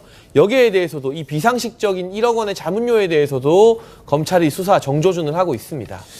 조국 장관의 청문회 말 저희가 계속해서 짚어보고 있는데 이런 말도 했었습니다. 같이 들어보실까요? 그런데 그렇게 뭐 보통 간이 큰 게 아니네요. 후보자가 민정수석이 된 직후에 투자 약정을 했다고요. 아무리 철하하더라도, 그런 재산이 많은 철하하더라도 남편이 고위공직자가 됐는데 이런 생소한 사모펀드에 막 투자합니까? 그렇게? 저는 물론이고 제 처도 지금 막 매우 후회 막심한 상태입니다. 당시에는 개별 주식은 안 되지만 그리고 이 펀드 허용이 된다고 해서 사모펀드가요, 들어갔을 이 뿐입니다. 사모펀드가 후회 막심한 상태다라는 펀드 관련해서 조국 장관의 말이었습니다. 자, 이런 이 펀드 관련해서 갖가지 의혹이 더욱더 임명 뒤에도 불거지기 때문에 야당에서는 조국 부부를 향해서 경제적 공동체다, 동시에 구속수사해야 된다, 이렇게 주장하고 있습니다. 같이 들어보시죠. 경제적 공동체라고 하는 그들의 논리에 비춰보면 조국 부부를 동시에 구속해서 수사하는 것이 마땅하다고 생각합니다. 박근혜 대통령과 최순실이 경제 공동체라면 조국과 정경심은 경제 일체에 해당하는 거예요. 경제 쌍둥이나 마찬가지인 거예요. 공직자 윤리 위반 아닙니까? 당장 내려가서 검찰에 자수하십시오. 조국 장관은. 야당의 공세가 더 거세져서 야당은 이렇게 쓴소리를 하면서 장관 직무정지 집행, 장관 집행정지 가처분 신청까지 내겠다고 했습니다. 펀드 의혹이 더 커지고 있는데요. 관련해서 저희도 좀 주목해 보겠습니다. 다음 주제 새로운 의혹 더 살펴보겠습니다. 다음 주제 바로 갑니다.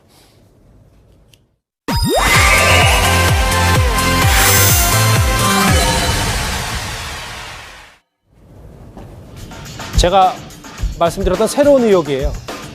봉사활동도 가짜라는데 검찰이 조국 장관 딸 봉사활동도 가짜로 판단한 것으로 보입니다. 김태현 변호사님. 네. 그러니까 그 표창 자체의 위조, 진위 여부에 대해서 얘기했는데 그 활동 내역, 봉사활동 내역도 위조라는 겁니까? 그러니까 이제 표창장 자체도 이제 위조인데, 보시면 이제 날짜는 무슨 얘기냐면 표창장 2011년 9월 7일로 기재돼 있잖아요. 그러니까 검찰은 저걸 기점을 해가지고 공소시효 7년 계산해서 그냥 청문회 날 밤에 이제 기소를 한 거예요. 일단 공소시효 만료되면 안 되니까. 그런데 알고 봤더니 위조 시점은 그 이후라는 거죠. 2013년. 왜냐면 이제 그냥 예를 들어서 우리가 일반적으로 문서 위조해서 문서 이제 만들어가지고 거기다가 찍은 게 아니라 컴퓨터 상에서 그 파일 가지고 하는 거잖아요. 그럼 그 파일 생성 일자가 있지 않겠습니까? 그걸 이제 검찰에 확인한 거예요. 그러니까 저 문서를 작성한 시점은 2013년인 거죠. 2013년이라는 건 뭐냐면 서울대 의전원 입시가 있을 때거든요. 예. 그러니까 사실은 결과론이지만 공소시효는 남았던 겁니다. 검찰 나중에 확인한 거긴 하지만요. 그걸 하나 이제 어제 검찰 쪽에서 나온 얘기고, 그 다음에 저 밑에는 딸 표창장에다 아들의 특강 수료증도 여러 건 문서 발견했다는 건 이 부분이요? 예, 역시 지금 보면 전통적인 방식의 문서 이제 만들어 출력해서 도장 찍은 게 아니라 파일로 다 정리를 한 거잖아요. 예. 그럼 파일이라는 건 사실 여러 건 할 수 있는 것이거든요. 그러니까 저 표창장 말고 다른 것들도 위조된 것이 많다라고 검찰이 보고 있는 겁니다. 그리고 앞서 말씀하신 거 봉사활동 그 내용은 뭐냐면 지금 보시는 사진 표창장 보면 안에 그 문구가 있잖아요. 예. 저것도 정경심 교수가 만든 거라는 거예요. 저건 어떻게 검찰에 확인했냐? 지금 언론 보도를 보면 저건 이제 문건을 써가지고 갖다 붙여야 될 거 아니겠습니까? 저 문장을 쓴 한글 파일 있죠. 아래에 한글 파일. 그게 발견이 됐다라는 거죠. 그러니까 그런 것도 발견되면 그러니까 직인도 가짜고 활동 내역도 가짜고. 네, 직인도 직인 파일이 있고 그 다음에 저 아들 표창장 가지고 만든 흔적도 있고 저 표창장 안에 있는 문구 그것도 저 한글 파일에 문구가 적힌 파일이 발견됐다는 거 아니겠습니까? 그 조국 장관과 관련한 여러 가지 논란 중에서 표창장 부분은 이렇게 명쾌하게 규명이 가능한 부분으로 보고 있는 거예요. 네. 왜냐하면은 이건 적극적으로 소명을 하면 되는 것이거든요. 첫 번째로는 이 표창장의 기준이 되는 활동 근거가 있느냐. 또 하나는 진위를 대조할 수 있는 부분이 있을 테고요. 그렇다면 사실 이 부분은 반박 불가할 수 있는 얼마든지 다른 거는 뭐 자녀 관련된 입시는 뭐 자료가 있니 없니 또는 사모펀드는 검찰 수가 있어야 되겠지만 적어도 표창장 부분은 명백하게 규명이 가능한데 이 부분이 되지 않는 것이 지금 조국 장관과 관련된 다른 여러 가지 의혹들도 있지만 이 부분이 사실은 이 신뢰에 대한 상당한 영향을 주고 있다고 봐야 되겠죠. 그렇네요. 지난 청문회에서는 이 동양대 표창이 가짜냐 진짜냐 따져보는 한편 이 봉사활동을 실제로 했는지에 대해서도 여기서 얘기가 나왔었지만 질문 공세가 청문회에서도 있었습니다. 들어보실까요? 후보자의 배우자는 2011년 7월경에 동양대학교 교수가 됐는데 봉사를 딸이 2010년도부터 2012년 9월달까지 했다. 그렇게 써 있다는 겁니다. 그러면서 그건 잘못된 것 같습니다. 표창장 내용이 후보자의 어머니 정경심 교수가 오기도 전에 어떻게 딸이 몇 개월 전에 이 대학교에 와서 먼저 봉사활동을 했느냐. 그래서 이게 완전히 가짜다. 장려 봉사활동 기록은 아까도 말씀이 계셨던 것처럼 배우자의 동양대 교수 임명 전부터 이게 됐습니다. 그러면 이 부분에 대해서는 어떻게 해명하시겠습니까? 아까 임명 전부터 적혀 있는 건 오기라고 저는 생각하고 있습니다. 물론 제가 그 발급을 하지 않았기 때문에 확인할 수 없습니다. 그건 명백한 오기라고 생각하고요. 그러니까 표창 위조, 활동 내역 위조 이런 정황이 검찰 수사로 조금씩 구체화되면서 글쎄요, 이 조국 지키기에 나섰던 여권 인사들의 입장도 꽤 난처해졌습니다. 같이 들어보시죠. 한 가지만 여쭤볼게요. 예. 동양대학교 표창장이 위조됐으면 당연히 법무부 장관 못하죠? 제가 그것이 확인되게 되면 저 여러 가지 큰 문제가 발생할 거라고 생각합니다. 법적 책임 져야 되겠죠? 제 처가 그걸 했다 그러면 법적인 책임을 져야 되고 누구나 법 앞에 평등하다 생각합니다. 한 가지라도 사실임을 증명해 주시면 제가 조국 후보 반대하겠습니다. 이 청문회 때도 많이 이제 검색어에 오르내렸던 더불어민주당 김종민 의원 관련된 얘기를 좀 해보면 장혜철 평론가님, 당시에 그렇게 얘기해서 지금 야권에서는 조국 장관 사태 김종민 의원이 앞장서라라는 얘기까지 나왔습니다. 근데 조국 장관 이 부분과 관련해서 김종민 의원은 지금 일방적 내용만 가지고 위조로 몰고 가서 안 된다는 입장인데 제가 봤을 때 이 검찰의 기소 이후에 1심 판결까지는 기다려보겠다는 입장을 정한 게 아닌가 싶은데요. 사실 김종민 의원뿐만이 아니라 다른 부분에 있어서도 조국 장관을 비유하다가 난처해질 만한 의원들이 꽤 있습니다. 이철희 의원 같은 경우도 조국 장관 관련 보도가 118만 건이라고 했는데 한국언론진흥재단 기준으로 검색해 보니까 2만 8천 건이었거든요.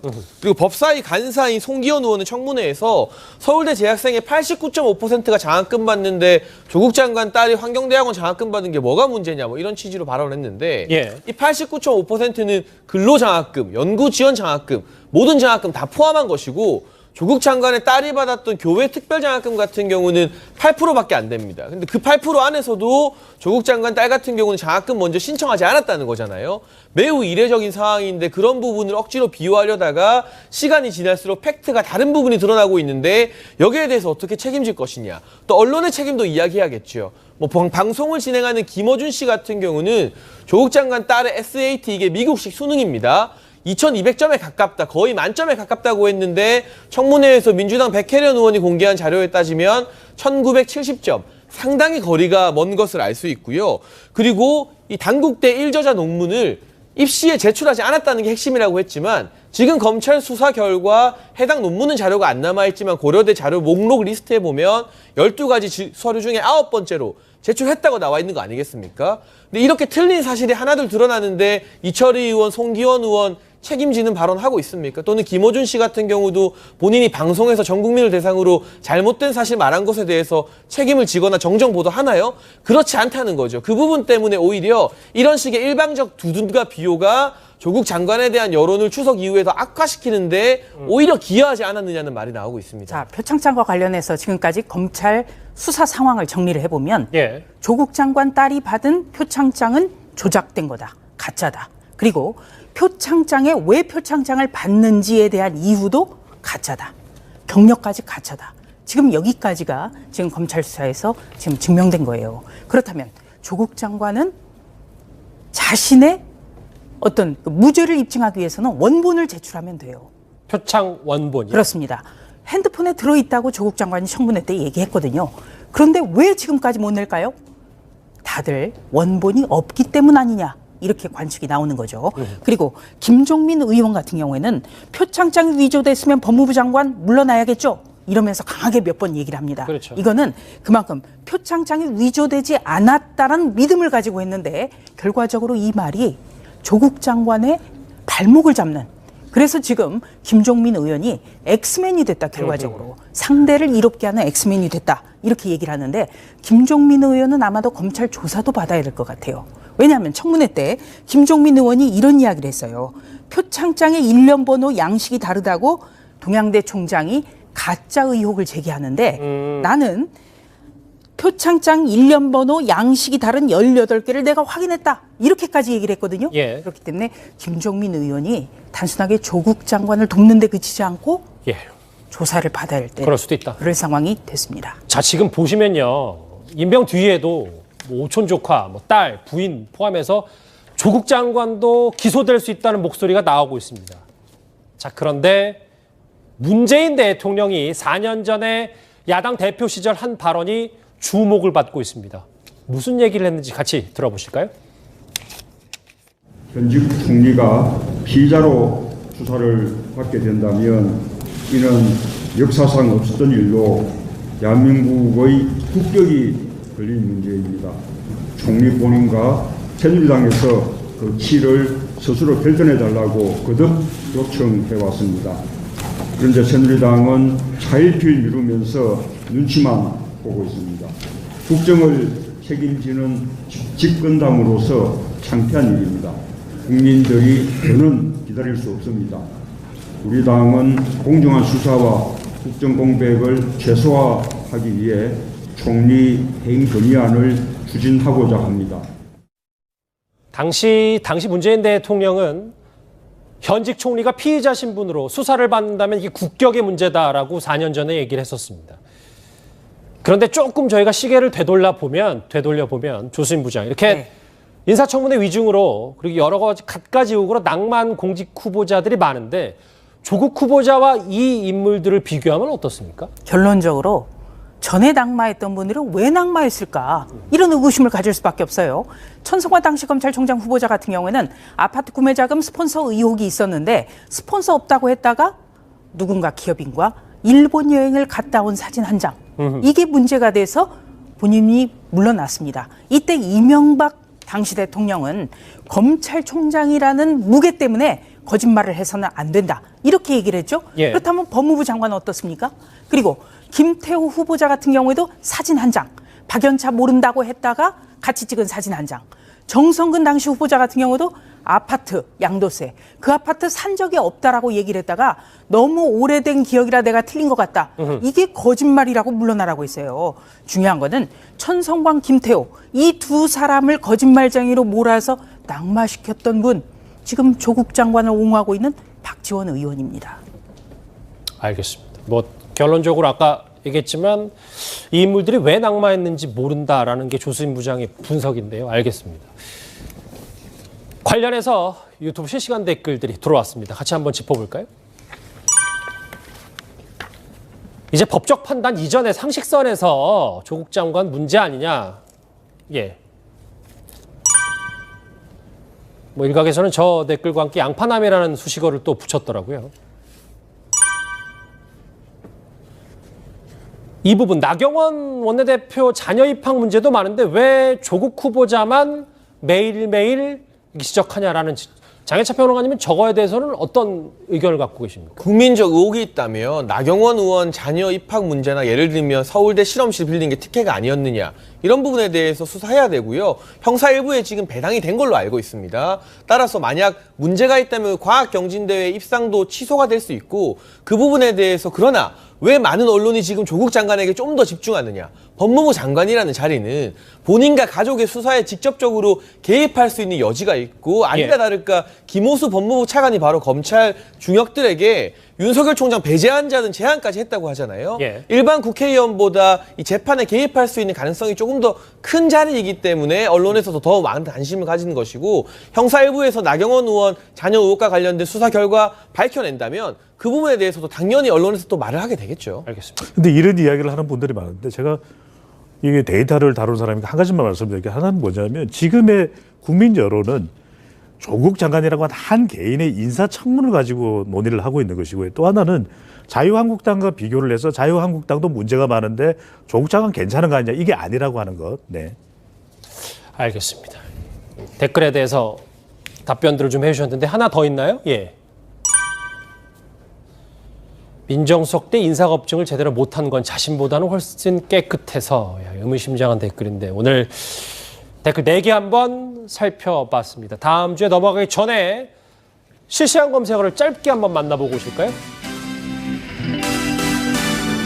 이춘재 용의자 화성 연쇄 살인 사건, 이영철 얘기도 했고 태풍 경로에 대해서도 관심이 참 많습니다. 그리고 양준혁 씨, 전 야구선수 양준혁 씨가 이제 성추문 폭로를 당했다가 이제 법적 대응을 검토한다, 강력 대응 불사하겠다라는 내용까지 있는데요. 실시간 검색어는 오늘도 제가 주로 다뤘던 내용들이 지금 상위권에 오르내리고 있습니다.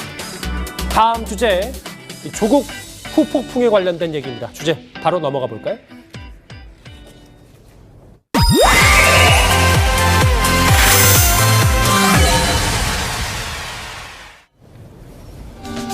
예, 보시는 제목 그대로입니다. 조국 장관 임명된 뒤에도 연일 이어지고 있는 이 조국 후폭풍이 참 만만치 않습니다. 문재인 대통령의 지지율이 큰 타격을 입었습니다. 배종찬 소장님, 43.8%는 문 대통령 취임 후에 가장 낮은 수치인데 그것 말고도 다음 화면을 보실까요? 중요한 건 추세잖아요. 그렇죠.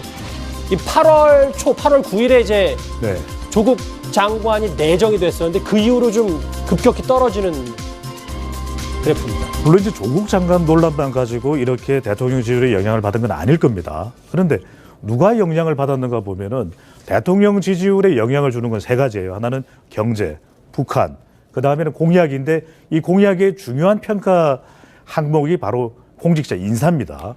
근데 역대 우리가 대통령 취임 이후에 다른 인사가 이 정도의 파장, 여파가 있었던 적은 없거든요. 그리고 8월 달, 9월 달 지금까지 뭐 경제나 대북 이슈가 전 국민을 휩쓸고 가는 이런 정도의 영향은 아니었거든요. 그렇다면 이 영향은 조국 장관, 공직자 인사평가와 간 영향이 가장 크다고 봐야 될 것 같고, 특히 영향을 받는 이 계층들을 보면은 수도권과 충청권입니다. 왜 충청권은 왜? 수도 충청권. 그러니까 주로 수도 충청권은 좀 더 진영에서 조금 자유로운 그런 지역이라고 봐야 되겠죠. 중도층이 많다. 그렇죠. 그러니까 이쪽에서 영향을 받는 거, 실제로 중도층도 영향을 받았고, 근데 대체로 제가 지금 말씀을 드리는 이 계층들이 그리고 또 20대 조국 장관의 임명에 대해서 이 반대 의견이 많았다는 점에서 대통령의 지지율 하락, 이 같은 조사기관에서 이 긍정평가 최저치죠. 조국 장관 관련된 논란이 상당히 영향을 미쳤다고 봐야 되겠죠. 단어 그대로 말 그대로 조국 블랙홀이란 단어까지 나와서요. 위기감을 느낀 집권 여당의 대표는 이런 말도 했습니다. 같이 들어보시죠. 저희가 국민의 정부, 참여정부 10년을 했지만 그 정권을 뺏기고 나니까 우리가 만들었던 정책과 이 노선이 아주 산산이 부서지는 걸 보고서 정권을 뺏겨서는 절대로 안 되겠구나 하는 걸 새삼 각오를 합니다. 양심과 상식 있는 여당이라면 감싸기 권한하고 이 국정조사 요구서에 대해서 합의해 줄 것을 말씀드립니다. 조국 사태를 외면하는 여당, 지금 집에 큰 불이 났는데 빨리 살림하자는 격입니다. 불부터 끄십시오. 조국 파면이 바로 불국입니다. 진짜 지금 여의도는 기승전 조국입니다. 오늘 그런데 청와대 앞에서는요. 전현직 교수들이 조국 장관의 교체를 요구하면서 마이크를 잡았습니다. 같이 들어보시죠. 저희 서울대학교 교수님들도 200여 분이 넘게 지금 서명을 해주셨습니다. 대한민국의 정체성과 정통성을 지키고 이 나라가 더 이상 거짓말의 나라가 되어서는 안 된다고 하는 마음으로 이 자리에 나오신 것입니다. 이거 질문하고 좀 정리를 할게요. 조수진 부장. 근데 왜 이 시국선언 청와대 앞에 나선 교수분들이 많은데 근데 지금 왜 그 이름을 밝히는지 안 밝히는지를 두고 이렇게 말들이 많은 거예요? 네. 그러니까 이 지금 조국 법무부 장관 사퇴 요구 시국 선언문에 서명한 전국 대학 교수가 2,500명을 넘었다는 보도가 나왔습니다. 그런데 지금 아직 실명을 공개하진 않았어요. 실명을 공개했을 때의 어떤 후폭풍, 그러니까 문재인 대통령의 극렬한 지지층으로부터 어떤 인신공격이라든지 아니면 이메일 공격을 당할 수도 있다. 그래서 조금 더 시차를 두고 보겠다. 이런 겁니다. 중요한 것은 가장 민주적인 정부라고 자임해왔던 이 정부에서 시국선언문을 연다는 것. 그리고 서울대, 고려대, 연세대 등 대학생들의 시위가 잇따르고 있다는 것. 오늘도 촛불 집회가 있다. 그렇습니다. 바로 이런 시국선언이라든지 대학가의 이런 풍경 1987년에 있었던 일이에요. 지금 민주주의를 우리가 공기처럼 마시고 있는 시대거든요. 그래서 더 심각한 거죠. 그리고 1987년에 연세대 총학생회장, 고려대 총학생회장을 했던 분이 바로 우상호 의원, 이인영 원내대표입니다. 이들은 지금의 대학생 후배들에게 어떤 말을 해야 할까요? 알겠습니다. 취임 후 최저 지지율을 기록한 문재인 대통령 얘기까지 정리를 해봤습니다. 뉴스탑10 마지막 주제가 기다리고 있습니다. 네, 목요일 뉴스탑10 준비한 소식은 여기까지입니다. 뉴스탑10은 유튜브로도 확인하실 수 있습니다. 여러분 고맙습니다.